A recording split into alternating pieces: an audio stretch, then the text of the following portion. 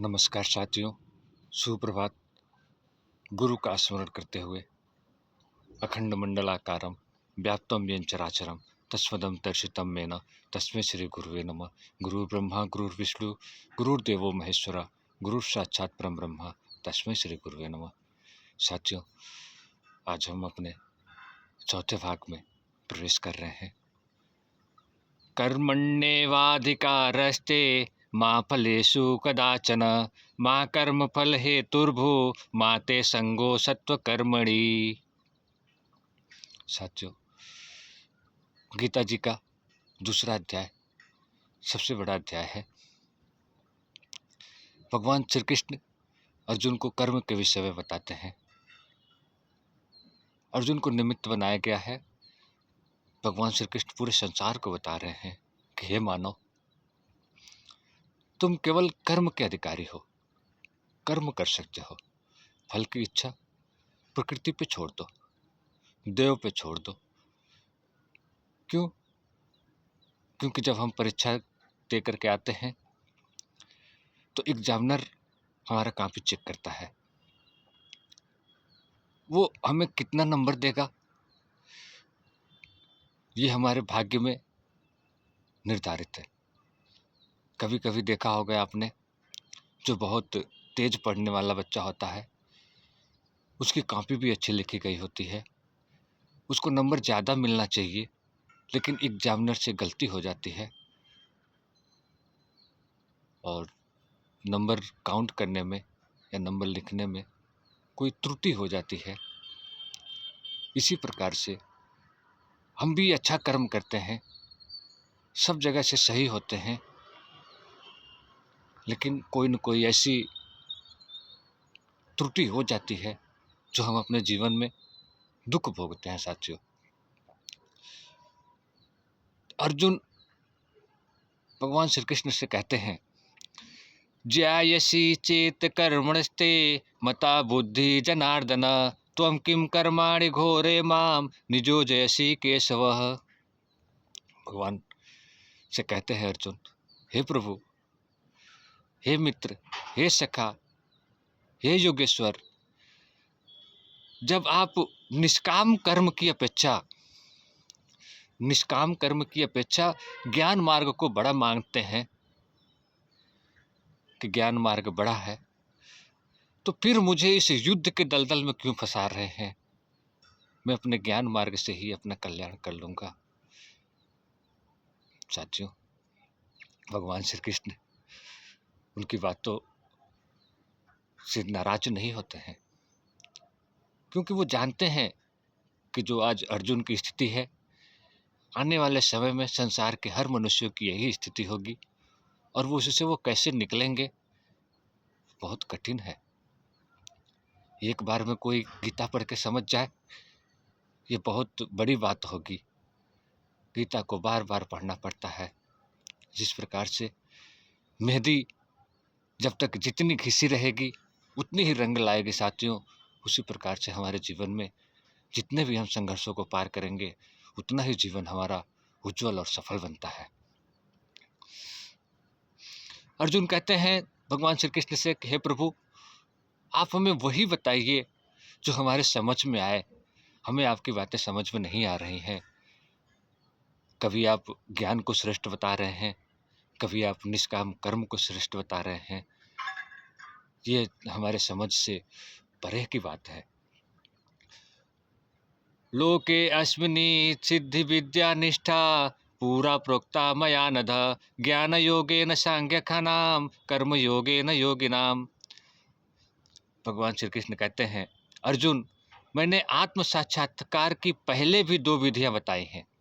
भगवान श्री कृष्ण अर्जुन से कहते हैं कि मैंने आत्म साक्षात्कार की पहले 2 विधियां बताई हैं। पहला है सांख्य योग, दूसरा है भक्ति योग। साथियों, भगवान हम सबको बता रहे हैं कि मानव अपने धर्म बंधन से मुक्त कभी भी नहीं हो सकता। साथियों, भगवान हमें बता रहे हैं कि मानव अपने कर्म के बंधनों से, धर्म के बंधनों से कभी मुक्त नहीं हो सकता है। अगर वो चाहे घर द्वार सब कुछ छोड़ करके संन्यास ग्रहण कर ले, तो भी उसको सिद्धि की प्राप्ति नहीं होगी। साथियों, कोई भी मनुष्य बिना कर्म किए क्षण मात्र भी नहीं रह सकता है। हम किसी न किसी समय कर्म करते रहते हैं। जैसे अभी स्वयं मैं खुद से कर्म कर रहा हूँ, बोल रहा हूँ, किताब पढ़ रहा हूँ, वीडियो बना रहा हूँ, ये एक कर्म ही है। इसी प्रकार से साथियों, मनुष्य किसी भी समय बिना कर्म के नहीं रह सकता है। साथियों, यहाँ पर भगवान ने बताया है कि मनुष्य कर्म से कुछ और कर सकता है और मन से कुछ अलग सोच सकता है। साथियों, कर्म से कुछ अलग कर सकते हैं और मन से कुछ अलग सोच सकते हैं, ये मनुष्य की प्रवृत्ति है। आपने देखा भी होगा।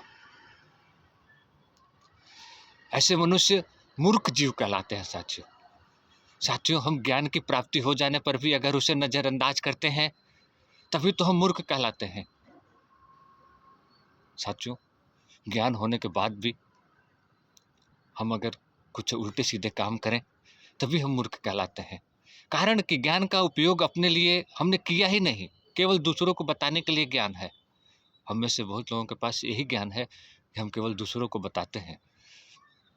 हमारे पास हमें उस ज्ञान को अपने जीवन में उतारना चाहिए।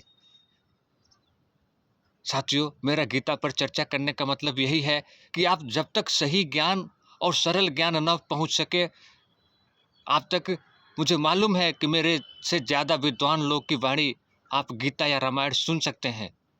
मेरे से भी बड़े बड़े लोगों का प्रवचन आपने सुना होगा, गीता सुनी होगी, रामायण सुनी होंगे और भी पुराणों की कथाएं आपने सुनी होंगी। लेकिन मेरे कहने का कुछ तात्पर्य दूसरा है। मैं आपको अपनी भाषा में छोटी छोटी चीज़ें बताने का प्रयास कर रहा हूँ, शायद आपको समझ में आए।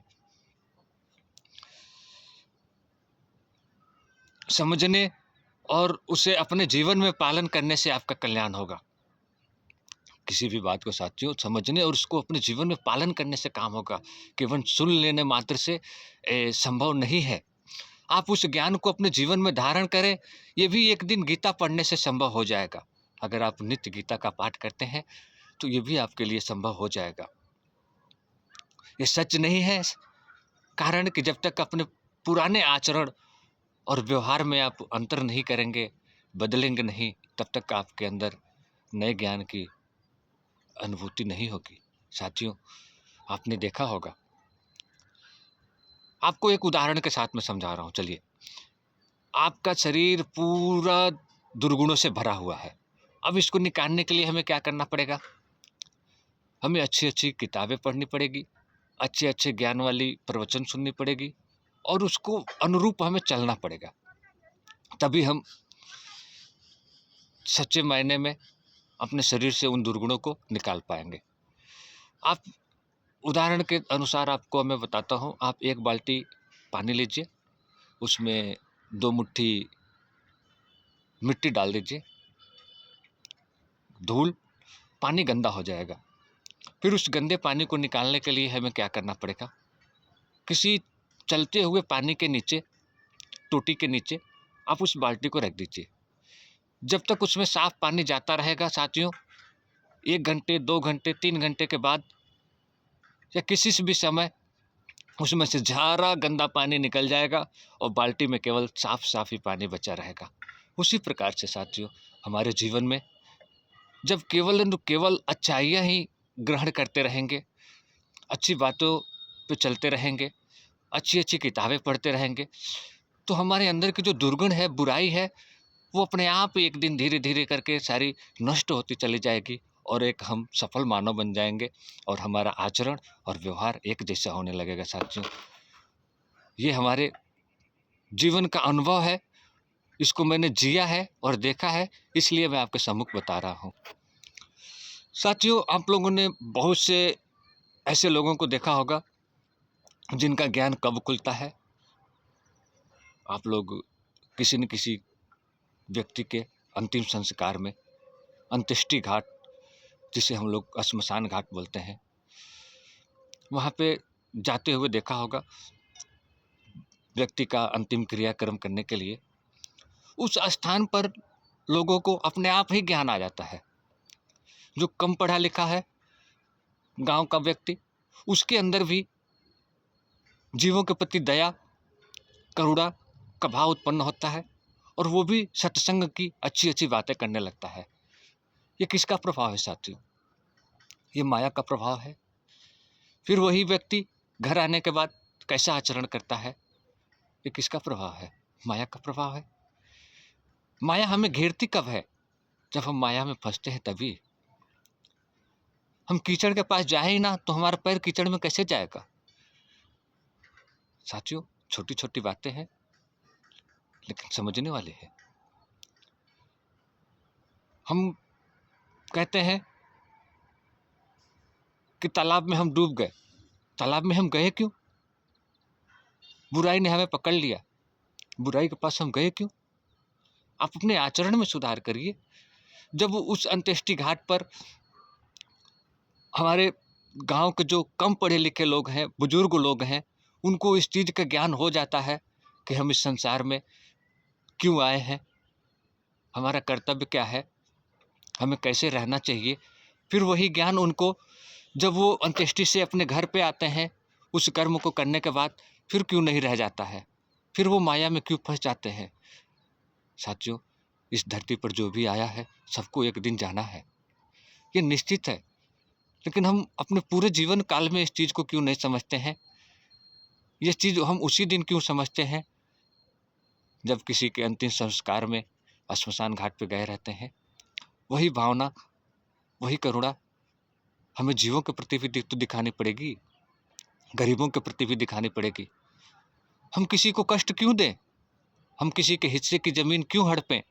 हम किसी का गला दबा करके या किसी का हिस्सा छीन करके, किसी की मजदूरी काट करके हम क्या प्राप्त कर रहे हैं? साथियों, सोचने वाली बात है, लेकिन बड़ी बात है साथियों। साथियों, वीडियो मेरी थोड़ी लंबी हो जाती है, लेकिन मेरा मतलब केवल व्यू पाना नहीं है। लोगों तक सही जानकारी जाए और वीडियो आप तक जाए तो उसको पूरा सुनने का प्रयास करिए। साथियों, हमारी वजह से कुछ होता है, ये हम उसके कारण हैं, ये नहीं है। जो कुछ भी होता है प्रभु जी की मर्जी से होता है। लेकिन हमें कोशिश करना चाहिए कि हमारा आचरण सही हो, हमारा व्यवहार सही हो। हमें जितना ज्ञान है उतने में ही हम किसी का भलाई करें, बुराई ना सोचें। साथियों, किसी को भी कुछ भी दिखाई नहीं देता है जब ज्ञान की कमी रहती है, और जब ज्ञान आता है तो सब कुछ समझ में आने लगता है। साथियों, गोस्वामी तुलसीदास जी ने बहुत ही सुंदर वर्णन किया है। सुनहु भरत भावी प्रबल, बिलख कहे मुनिनाथ, हानि लाभ जीवन मरण, यश अपयश विधिहात। साथियों, यह चौपाई उस समय की है जब राजा दशरथ जी की मृत्यु हो गई रहती है और जब भरत जी को बुला करके लाया जाता है उनके ननिहाल से, और भरत जी को जो पता चलती है कि मेरी वजह से, मेरी माँ की वजह से भैया को वन जाना पड़ा और पिताजी की मृत्यु हो गई, तो अपने को शोक कर रहे हैं। तो गुरु वशिष्ठ जी वही समझा रहे हैं, सुनो भरत भावी प्रबल, बिलख कहे मुनिनाथ, हानि लाभ जीवन मरण, यश अपयश विधिहात। भरत, तुम शोक क्यों करते हो? हानि लाभ और जीवन और मरण ये विधि के हाथ में है, ये हमारे हाथ में नहीं है। हम शोक क्यों करें? किस बात का शोक करें? हमें अपना कर्म करना चाहिए और कर्म अच्छे से अच्छा करना चाहिए जितनी हमें जानकारी है।